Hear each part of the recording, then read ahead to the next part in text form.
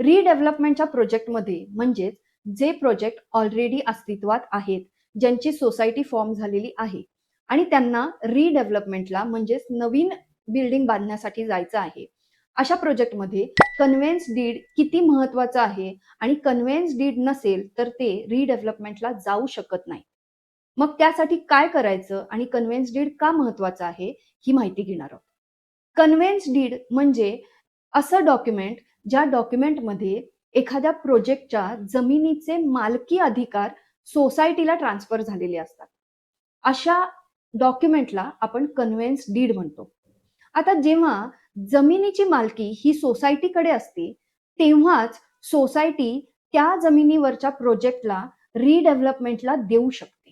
म्हणजेच एखादा बिल्डर जर का अशा एखाद्या सोसायटीला अप्रोच झाला, तर बिल्डरला सोसायटी फक्त बांधकामाचे अधिकारच ट्रान्सफर करू शकते. मात्र जमिनीचा अधिकार हा कायम त्या सोसायटीकडेच राहतो.